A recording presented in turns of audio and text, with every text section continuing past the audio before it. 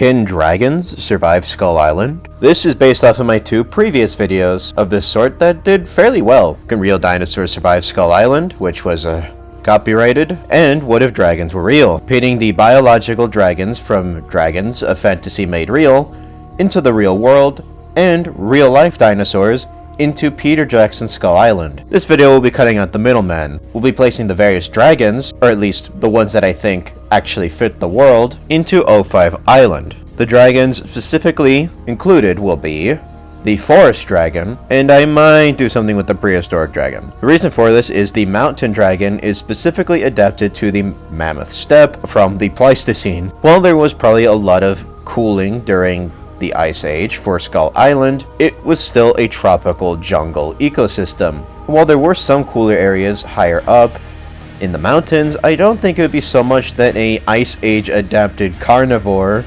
would be comfortable there. The Marine Dragon, we also have literally no ecological info on it. We don't know its size, we don't know its diet, we don't know any adaptation specifically, other than having a false palate to keep out water, allowing this dragon to be an aquatic carnivore. We really don't know anything about it other than it was aquatic, so it could survive the KT extinction. Now, the Prehistoric Dragon, I feel, would be pretty overpowered in this ecosystem. While some people complained at me for the dragon being able to fly, which I didn't make it, so don't complain at me, which I didn't make it, so don't whine at me. These same people will then try to overinflate the feats performed in Peter Jackson's Skull Island, despite the fact that these animals are about the same size as real ones and while they have some feats that would be insanely overpowered in real life, others not so much. So I think it kind of evens out between this is a giant flying dragon and this is a super big, super fast monkey.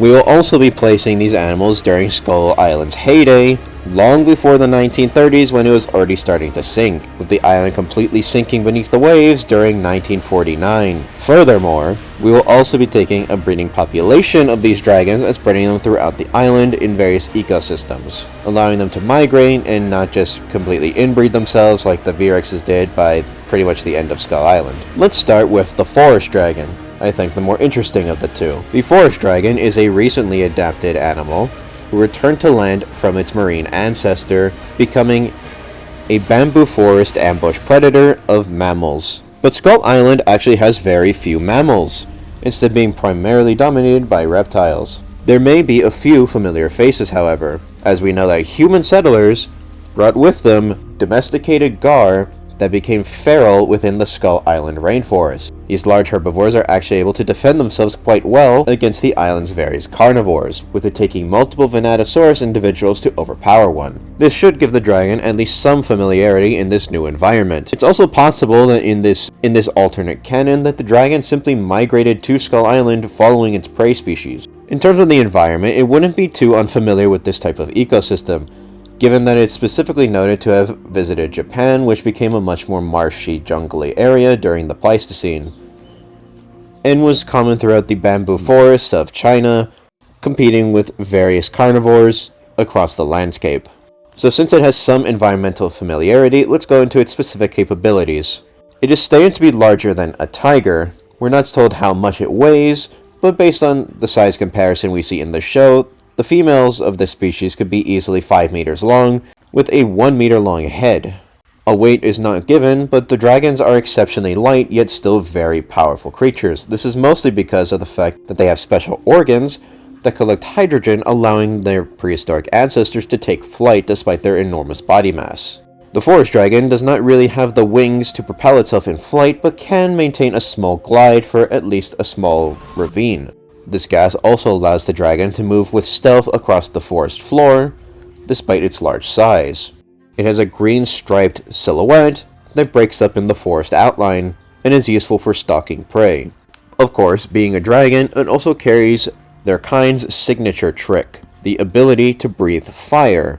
By chewing up various platinum deposits, it can supercharge the gas from its bladder, enabling it to breathe fire. This is a fairly costly ability for its more aerial ancestors, but the forest dragon doesn't really need to fly. And as it'll soon find out, this new region is full of such carnivores that it'll probably need to use its fire breath more often than it naturally did. As for its body mass, it's more than likely exceptionally light for its size, which would fit fairly well with the Skull Island ecosystem, as we know that even the likes of V-Rex only weigh 8 to 10 tons, which is smaller than even the real T-Rex at this point, despite them being slightly taller and the largest individuals being even longer, up to 50 feet. We also know that the at least 8-foot tall Venatosaurus has such little body weight to it that a man could literally bump into it and send it tumbling. Try that with a grizzly bear, you're not gonna get very far.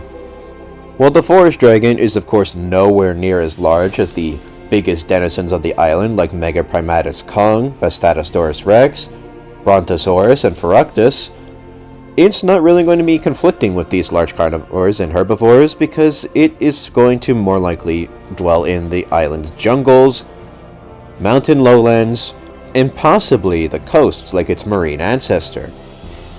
Given the fact it still maintains the mostly marine body shape, it could likely perform well on a coastal ecosystem.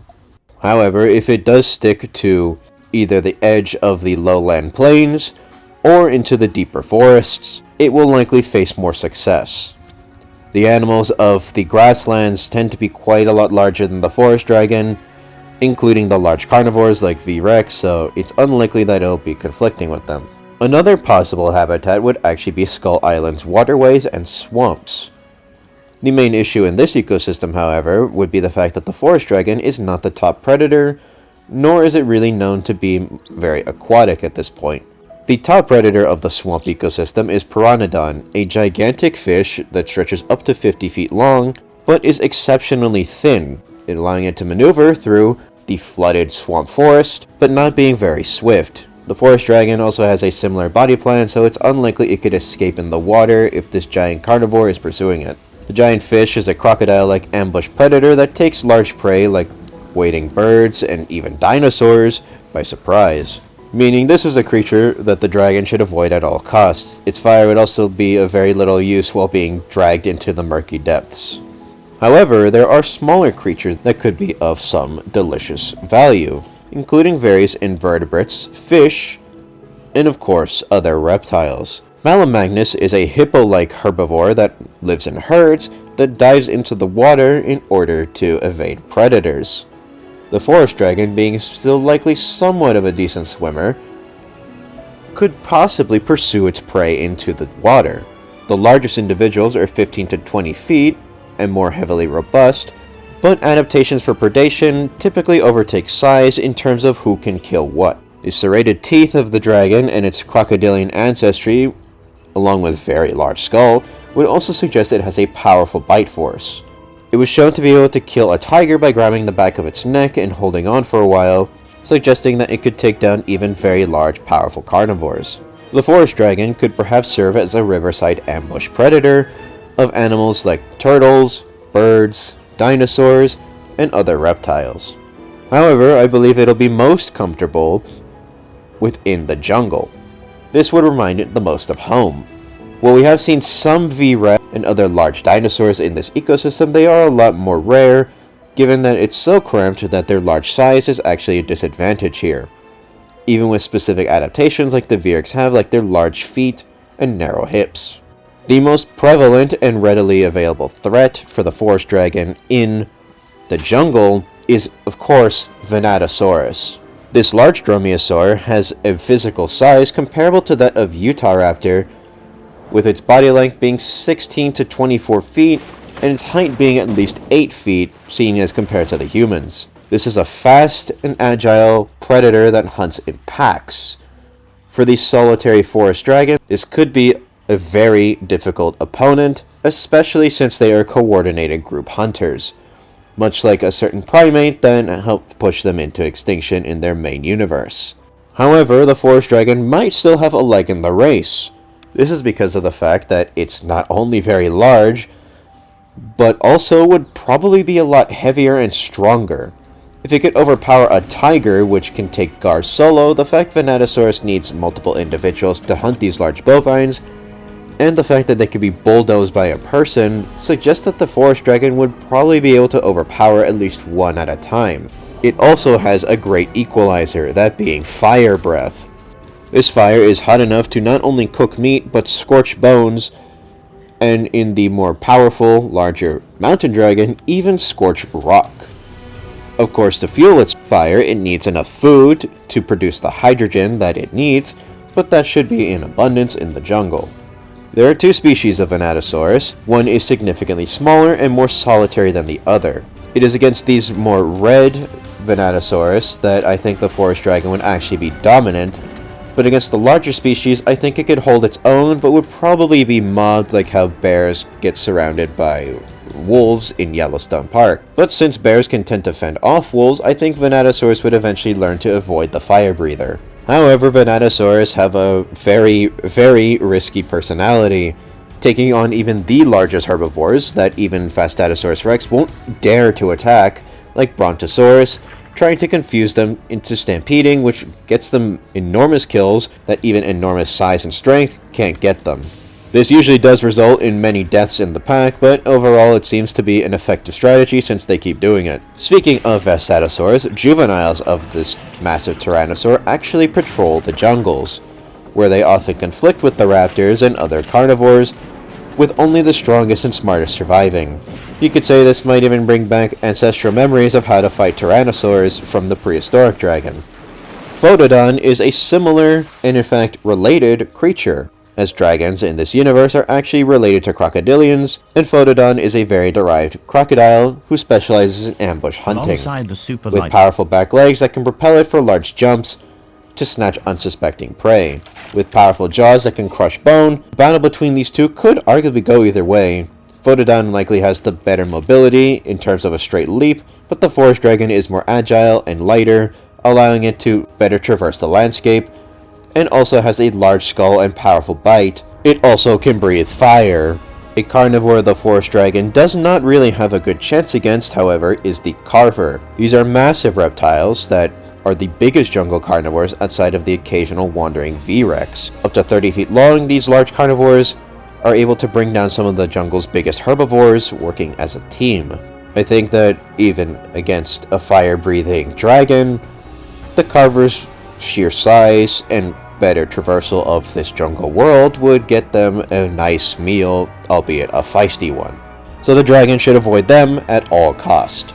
On to potential prey. Avrosaurus is a large, omnivorous, likely Spinosaur that is feisty enough to fend off even carvers and Venatosaurus, meaning it's probably not wise to attack adults of this species. Juveniles would be softer targets and make for a potentially nice snack. Cimetodon is a smaller but very agile carnivore of about 6 to 9 feet long, making it roughly the size of small tigers, which the forest dragon would feed upon. Silvoceratops is a common, light, fast herbivore that could only really be taken by ambush. Hebiosaurus, on the other hand, is a gigantic tank that takes even a pair of carvers a long time to bring down. Young of this species could be potential prey, however. Dinochaeosaurus is a pack-hunting synapsid that is only 3 to 4 feet long. This would mean that, like tigers and dholes, the large size of the forest dragon would allow it to dominate even a group of these fast carnivores. Hylaeonis, Noctupervegus, and other large jungle birds could also form a fair chunk of its diet. An animal it should never dare attack, however, is Diablosaurus, a rhino-like sauropod that can fend off even packs of Venatosaurus and carvers. Something it wouldn't dare to attack is Asperdosis, an armored sauropod and the largest denizen of the jungle. Even V-Rex are cautious with this giant. Small snacks could include the mammals like marmosets and other likely fauna that traveled with the forest dragon into this ecosystem.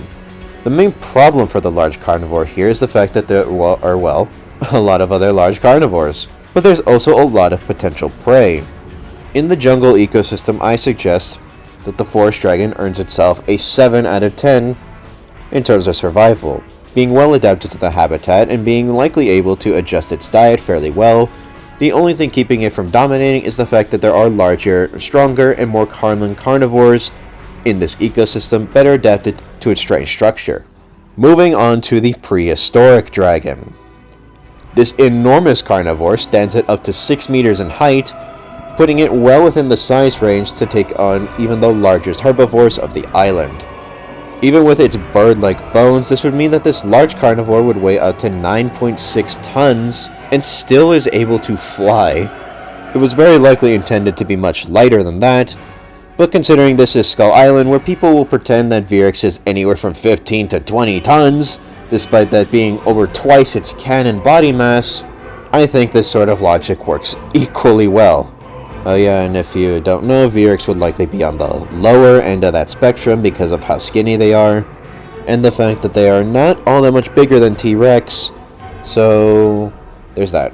The prehistoric dragon has an undeniably unfair advantage conflicting with Vastatosaurus, that being its ability to fly, breathe fire, and the fact it faced an arguably more dangerous carnivore, Tyrannosaurus Rex. V-Rex, despite the movie depiction, are typically solitary carnivores that prefer territory to themselves, with the family being an inbred bunch of hillbillies, possibly explaining why Kong was able to deal with them as easily as he did. Even then, they still gave him a number of bone-deep injuries, and it's debatable whether or not he could have beat them without using the jungle to his advantage. Being slightly larger than T-Rex, which was already physically stronger than the prehistoric dragon, it's possible Vastatosaurus could win a physical encounter, but once the dragon takes flight and uses its fire breath, I feel that even the thick armor of V-Rex would very much give out. This dragon has such powerful fire that even T-Rex could not withstand a blast directly to the skull, and we know how durable T-Rex is. V-Rex seems to have worse durability against piercing and blunt force attacks, but because of its great agility adapted for this environment, it can be thrown around a good bit without being severely damaged. But in terms of sheer physical trauma, they are less adept than their ancestor. I could see these two generally avoiding each other, especially if V-Rex take on their more ancestral trait of hunting in groups. The Tyrannosaur would be undeniably more adept at this jungle environment, however. Most of them stick to the open plains, but some do patrol into the mountain lowlands and jungles, and their bodies are more adapted for this narrow world.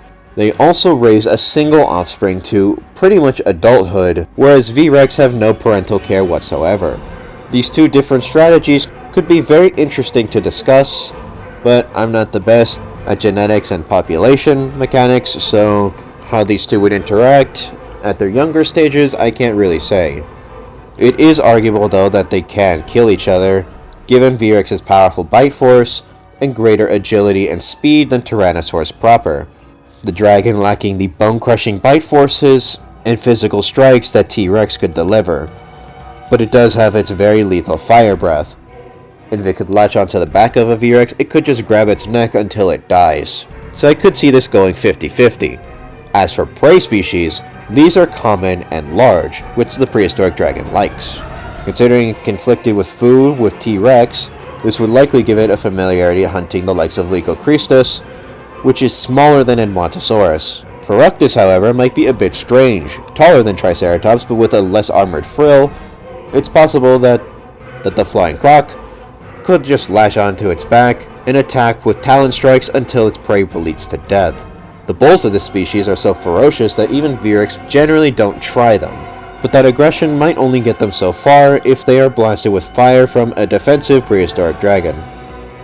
The largest denizen of this island is Brontosaurus, an animal so big V-Rex doesn't even try to attack adults, only going for small cows and immature males. And this is still a rare event. At up to 80 to 120 feet long, Brontosaurus is an enormous sauropod, likely somewhat comparable in terms of body size to the great Alamosaurus. Likely smaller, however, because of its short stature. These large herbivores are actually capable of running, so the dragon might bite off more than it can chew if it dares to attack one. Youngsters, small females, and immature males, however, are a possible rare feast for this flying carnivore. Smaller snacks include Carchariosaurus, an insectivorous ankylosaur, Termitosaurus, a dinosaur-like thing that feeds on insects, the various carrion birds that eat V-Rex's leftovers. Brutornis, while very large compared to people, is only 6 to 7 feet tall, meaning the prehistoric dragon can just pin one underfoot and munch away.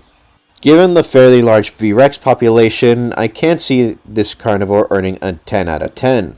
But I do believe it would actually be more successful here than in the Cretaceous, given the fact that it has an unfair advantage of being a new animal to this ecosystem. So V-Rex would be at a disadvantage for some time, conflicting with it. Prey species are arguably easier to capture too, with smaller hadrosaurs, less armored ceratopsians, and smaller, more cowardly sauropods. Like in the Cretaceous, it earns a 9 out of 10. The marine dragon lacks any information to really give it a fair rating, and the mountain dragon is adapted for the Ice Age. This dense jungle world would be something it wouldn't really be very accustomed to, so I don't see it doing too well here. Thank you all for watching. Shout out to the Vividin and the Overseer for their similar ideas and very in-depth videos, and I'll see you next time.